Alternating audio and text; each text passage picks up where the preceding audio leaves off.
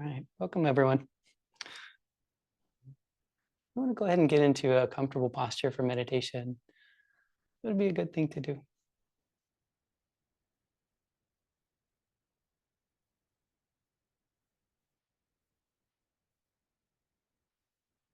Just settling into the body. We typically spend much of the day kind of ignoring how the body is and what's going on. We can take a moment to just feel what's present here. What sort of energy is in the body? Is it restless or is it peaceful? Is it pleasant or painful?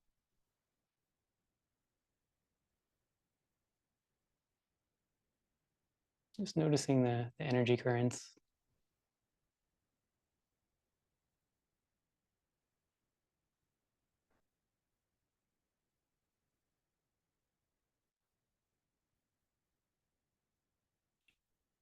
Noticing that the mind has patterns of its own, emotions that are present or trains of thought that are kind of going in and out of existence. Again, just noting.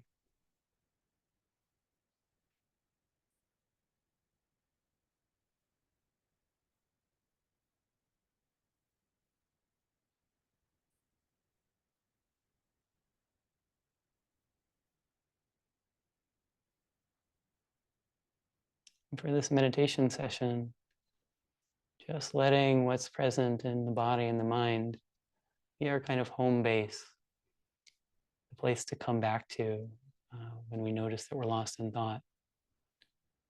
Just being present here with this moment.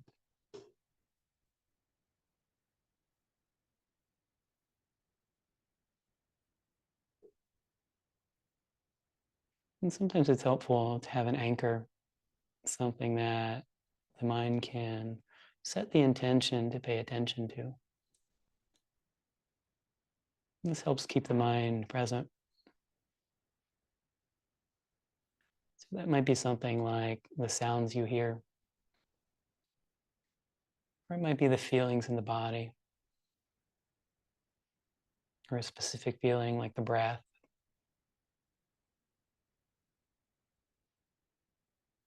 Any of those can be useful. So you might pick one of those or something else that you want to pay attention to. Just let that be the anchor for the mind to come back to rest in the present moment.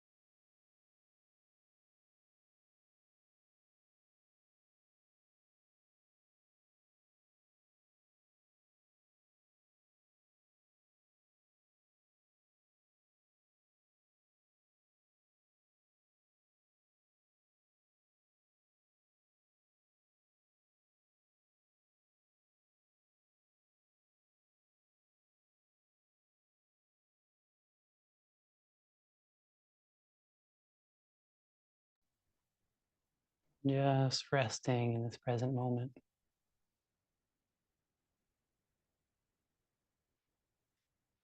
Sometimes there are things that are present that we're not super excited about.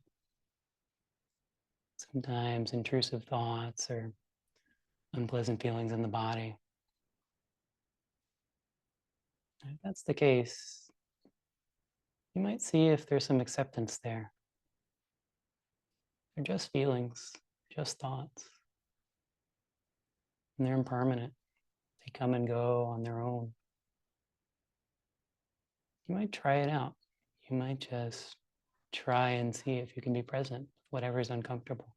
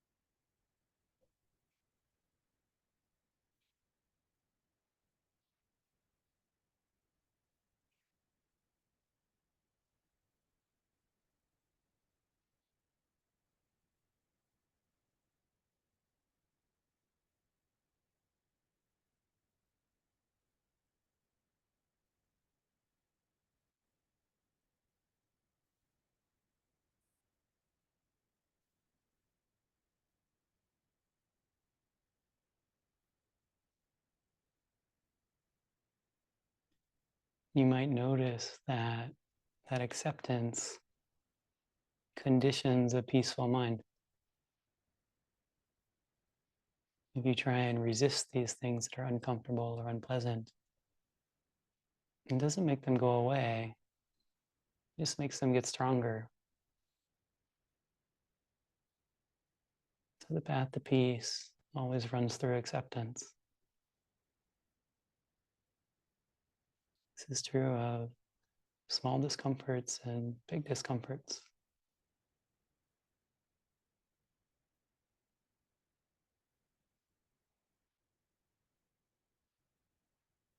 You might see what else you can bring that acceptance to.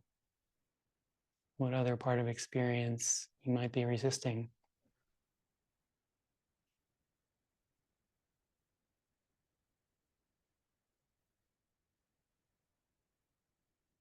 Everything can be welcome. Everything can be okay.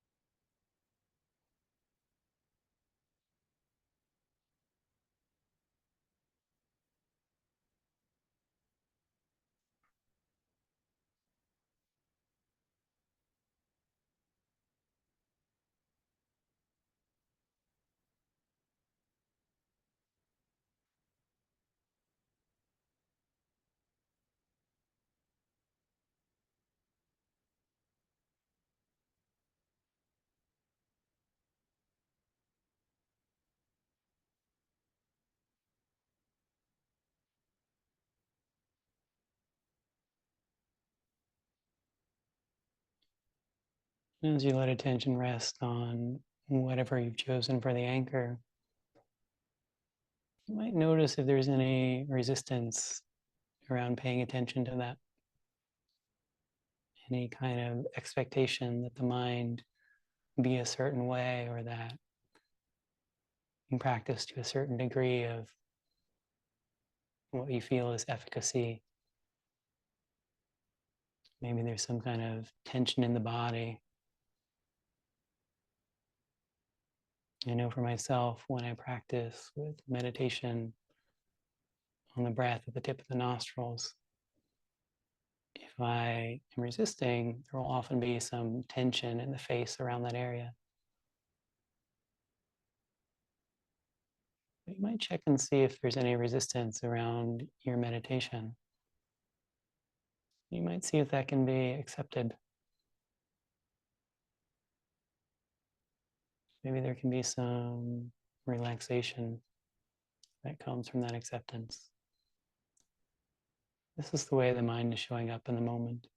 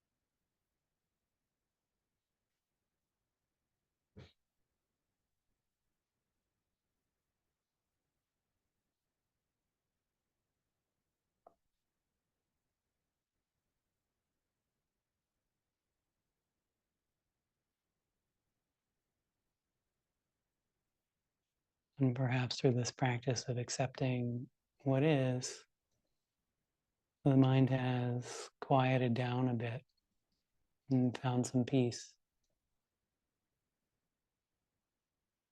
If that's the case, sometimes the tendency is to grab onto that peace and try and get more of it. But the thing to do is just accept it. Just accept that this is what is here in the mind in this moment. And you can enjoy it. Enjoy this gift that's been given to you.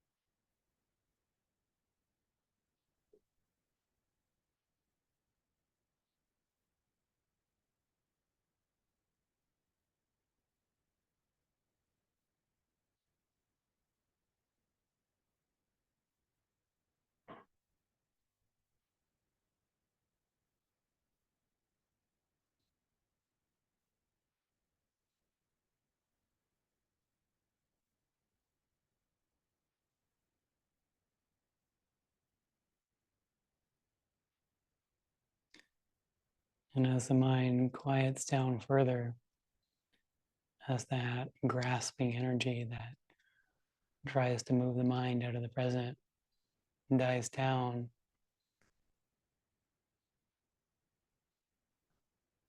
the ability to be present starts to become more and more effortless. It takes less and less effort for you to maintain attention on whatever anchor you've chosen. You may see if that's the case. You may see if it feels good to kind of dial back the level of effort and just rest, just be present.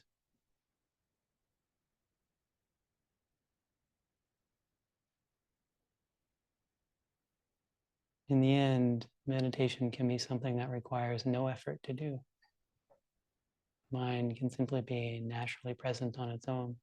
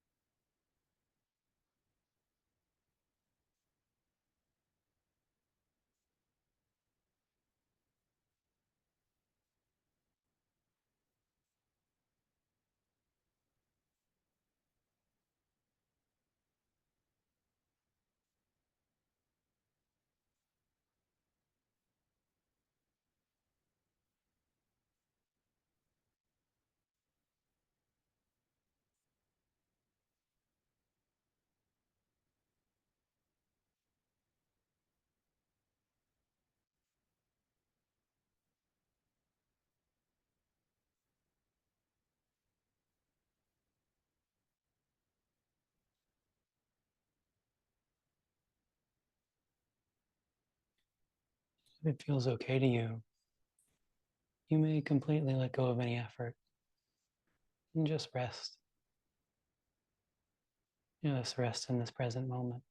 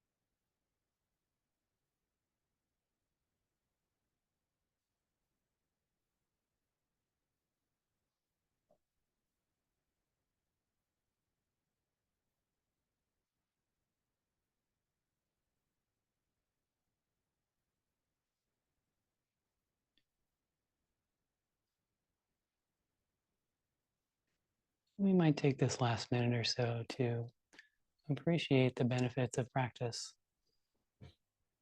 Practice is a good thing. And when we practice, it does good things for us, both now and in the future. And it also does good things for the people around us that we care about. We might appreciate that too.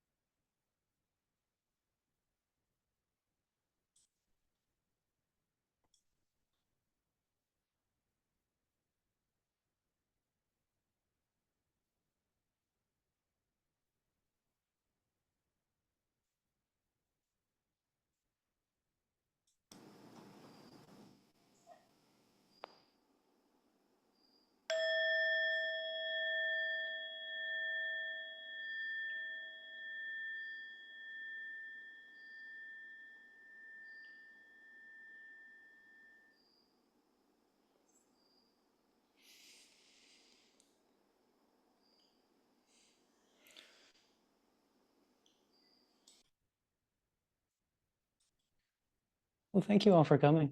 Hi, it's good to see you again. Good to see you too. Yeah. I have several announcements before we start. The first announcement is that I'll be here this week and next week, but after that I will be mostly on retreat for a while. And so Tuesday and Wednesdays will be on hiatus until November 1st. And I think Dhammadipa may be teaching them at least briefly, but someone else may step in as well. Also, we have some upcoming events.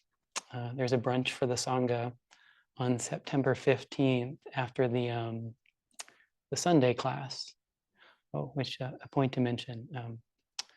The Tuesday and Wednesday classes will be on hiatus, but the other classes will not. So there's a class on Sundays at 9:30, on Thursdays at 9:45, and Fridays at 7:30 in the evening. Those will be going on. So there's a brunch on Sunday, September 15th after the Sunday class.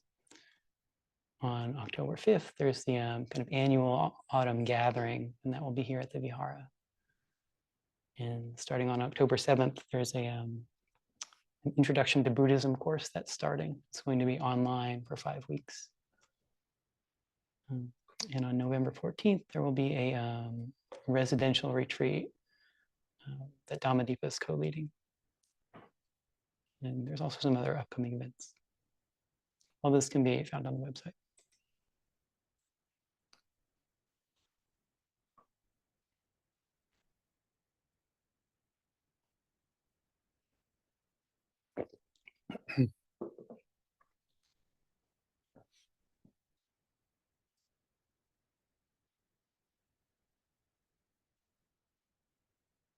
So tonight I want to talk about faith and its role in our practice. And the way I'm thinking about faith is that when your life and your experience has kind of brought you to a certain way of understanding the world, a certain worldview. And faith to me is kind of going outside yourself to another person's worldview and taking that on as your own, whether kind of in addition to what you understand about the world or maybe even in spite of it. And that's how I'm thinking about faith at the moment. And the thing about faith is that we need some of that in our practice. You know, we come to practice because we're suffering in one form or another. For many people, it's an acute thing. You know, you're suffering from depression or anxiety or some grief or something like that, and you're looking for a way out. Some other people come to practice when they look out at when they listen to the message that the world gives to them, and they understand that there's some better way of being. That brings people to practice too, but it's also a form of suffering. But if we're suffering, if there's something wrong about our worldview that's causing this, if we're not open to accepting other people's ways of seeing things and ways of kind of acting in the world, then we're never going to change. We're always going to be stuck in that suffering. So we need some faith. It's very funny what the mind does sometimes. The mind is like very certain sometimes about it knows how the world is. And so like it does that despite the fact that you know that you've been wrong many, many times. It's just always a little funny to me. So we need to be open. We need to be able to have some faith that there's a better way to live. My parents are devout Catholic, and so I was raised Catholic growing up. And my recollection is that I believed that wholeheartedly. I believe that in the way that you do when you're a child. The people who love you and feed you and care for you tell you that the world is a certain way, and you believe that. And that's actually how faith is talked about sometimes in Catholicism. It's talked about as like childlike faith. There's kind of connotations of innocence and purity, and it sounds very lovely, but I think that kind of faith is probably never helpful. And it wasn't helpful for me. There are things in Catholicism that are not true and that lead to harm, and I was believing those things, and so that was too much faith. And so as I grew up, I started questioning some of the things that the church taught, and the answers that I got were not satisfying to me, so I left the church. And I remember there being some feelings of, I guess superiority would be the right word. I'd figured this out. I'd figured out how the world is, and I remember being like quite enamored of my intellect, and I came to the position that, there was nothing about the world that couldn't be talked about in terms of like reason or rationality or science. And I was completely closed off to any kind of spirituality or any kind of faith or any kind of even really understanding that any of those kind of inquiries could lead to anything helpful. And so that was the other failure mode. That was too little faith. And that's the thing about faith. I think we do need some of it, but I think it's like many things in the Dharma. It's Goldilocks is the way to go. Not too much, not too little, right in the middle.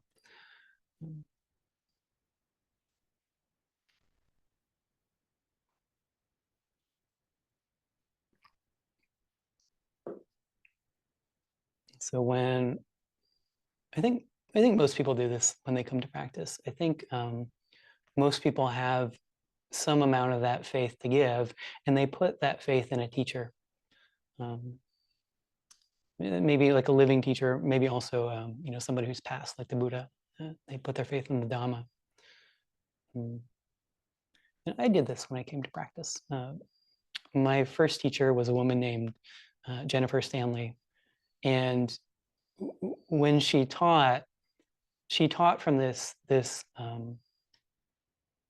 just very lovely place of this great kindness that comes from kind of deep internal peace, and that was very motivating to me. I didn't really understand much of the Dhamma. Like I understood, I had started meditating before I came to Buddhism, and so I understood a little bit about that and why one might do that.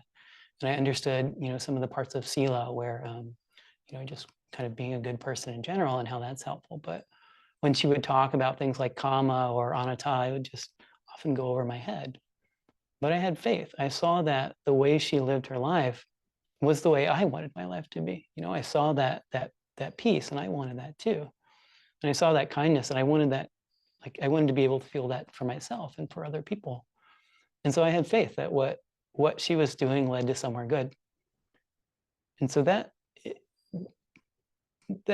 way of putting your faith in a teacher, that can be helpful. but it can also be a little dangerous. You know, I got lucky. I put my faith in someone who it was a good person to put my faith in. But there are many people out there who it's not helpful to put your faith in. Kind of around that time, I attended this thing called the Landmark Forum, and I don't really know how to describe them too well, but I guess I would say they're like some kind of blend of like self-help and like pseudo-spirituality. And the message I got from them was that you are a powerful person and you can achieve your goals. And that was a very, very seductive message for me at that time. I felt very powerless in several ways in my life, and somebody telling me that that was not the case, like it felt very good, but they actually do some fairly unethical things, and it could have been that I could have kind of got sucked into that, and that faith could have turned out to be a bad thing for me. And it gets worse than that too. Like I'm sure you've all heard the stories of kind of the abuses that happen in spiritual communities. But there's a documentary about Osho, who was a guru. I just watched the first episode of it kind of recently, so it's fresh in my mind. But there were interviews with some of his followers, and they clearly just like worshipped him. And the way that story ends is, you know, people going to jail and some people dying and many people losing their kind of lifeline to faith, and just lives being ruined. And so that kind of faith, like putting your faith in a teacher, can be helpful, but it can also be dangerous. So it's something to be careful of. It's good to have a teacher. I think for most people it's necessary, at least in the beginning. The path of awakening is just so different from what we're told to do in the world. I think you need somebody to point that out to you. And more than that, I think you need somebody to kind of be able to show you that it's possible to walk that, and how to do so.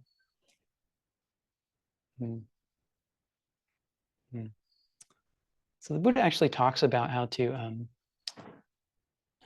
know a good teacher. I'll read a little bit from Anguttara Nikaya 3.65. This is the Kalama Sutta. There are, sir, some ascetics and Brahmins who come to Kesamutta. They explain and promote only their own doctrine, while they attack, badmouth, disparage, and smear the doctrines of others. Then some other ascetics and Brahmins come to Kesamutta. They too explain and promote only their own doctrine, while they attack, badmouth, disparage, and smear the doctrines of others. So we're doubting and uncertain. We want to know, I wonder who of these respected ascetics and Brahmins speaks the truth, and who speaks falsehood. So there's all these kind of different spiritual teachers, and they want to know who to trust, and they ask the Buddha.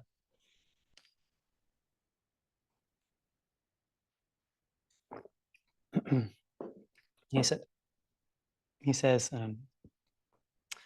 please, Kalamas, don't go by oral transmission. So this is telling how to know who's a good teacher. Don't go by oral tradition. Don't go by lineage. Don't go by testament. Don't go by canonical authority. Don't rely on logic. Don't rely on inference. Don't go by reason, train of thought. Don't go by the acceptance of a view after deliberation. Don't go by the appearance of competence, and don't think this ascetic is our respected teacher. But when you know yourselves, these things are unskillful, blameworthy, criticized by sensible people. When you undertake them, they lead to harm and suffering, then you should give them up. And likewise, when there are skillful things, when you undertake them, they should lead to your welfare and your benefit, and you should do them. So he's saying, he's not saying not to have a teacher, but he's saying that the way you know a good teacher is by teachings that work, and like teachings that you can try out and see that work for you, that lead to a life of less suffering. Which I think is a very important point. So I spoke about having faith in a teacher and how that can be helpful, but that kind of faith is a crutch. And I don't mean that pejoratively. Like a crutch is very useful. When you break your leg, you want to have a crutch. When you can't move around on your own, that crutch is helpful. And likewise, when you don't have the worldview that allows you to move around without suffering, if you borrow somebody else's and try it out and it leads to you not suffering, that's a very useful thing. But when your leg heals and you can move around on your own without suffering, you don't need that crutch anymore. And likewise, when you understand the world as it is and you know how to act in a way that doesn't lead to suffering, then you don't need to put the faith in the teacher. Like it's still helpful to have somebody like sharing advice and sharing teachings and stuff. You just don't need that blind faith. You can try out what they say on your own. So it's this kind of faith is something that's good, but it's something that we eventually want to transition away from. And the way you do that is, like I spoke about, faith is kind of adopting somebody else's worldview. The way you don't need that faith anymore is you learn to see from that worldview. You learn to see the truth of the world. So the Buddha also spoke about this. This is Majjhima Nikaya 61, the instructions to his son Rahula.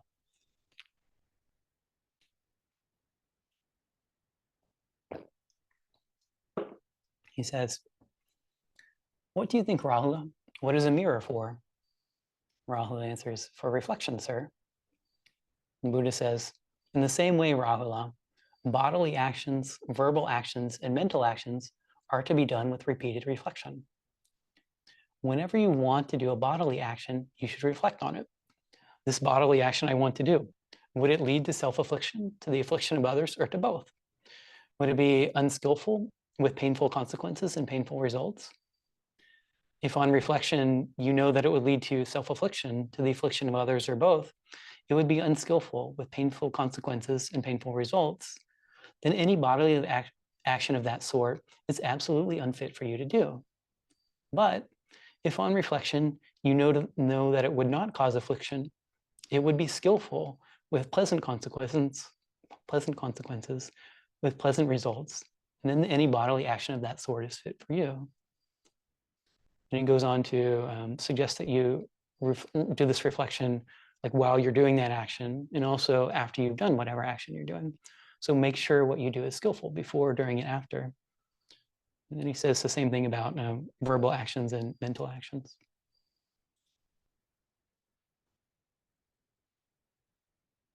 And so we by doing this, we learn to see how the world really is. And you know, the truth of Buddhism, the truth of Dharma is not a revealed truth. Like many religions have this concept that truth is something that, you know, God gives to the guy in charge. And if you want to know the truth, you got to talk to the guy in charge. But Buddhism is not like that. Buddhism is the truth of what is. So it's here for you to inspect. You don't need the teacher in the same way that other traditions might suggest that you do. And so if we follow the advice that he gives to Rahula, if we pay attention to how our actions affect the world, both us and others, we start to get this instinctive understanding of how we move in the world. And the analogy I have is like it's like driving a car. You know, if you pull up to, like if you come into a stoplight, like you don't have to think about what to do. You don't have to think, you know, well, you know, should I run the stoplight and get to my destination faster? Or maybe I should slow down and stop. You don't have to think about that. You just slow down and stop and do the thing that leads to the best results. And this comes about because we see the consequences. Like with driving, it's very easy. Driving is this very kind of constrained system, and if you do something that's dangerous, you have this like very, very strong, like you're going to feel it very strongly if you like get close to hitting somebody. Life is more difficult. We need to like pay more attention to the consequences of our actions to see the truth. But it's that same that clear seeing gives us that same kind of knowledge about how to move around in the world. We can learn to navigate life in the same way that we, like with the same ease that we drive a car. And so with this kind of application of mindfulness that the Buddha was suggesting to Rahula, we we adopt this other worldview that we've taken as taken on faith from a teacher. And we start learning to trust this intuition of ours we have about what's right and what's skillful. Because everyone has this intuition, like that intuition about what is right. That's the voice of our true nature speaking up, and that's something that's our birthright as a human being. Everyone has that, and it may not always be like apparent to people. You know, there's other voices that are kind of that can get loud and drown that out. But that intuition is always there, and it's something we can always access to if we learn to do that.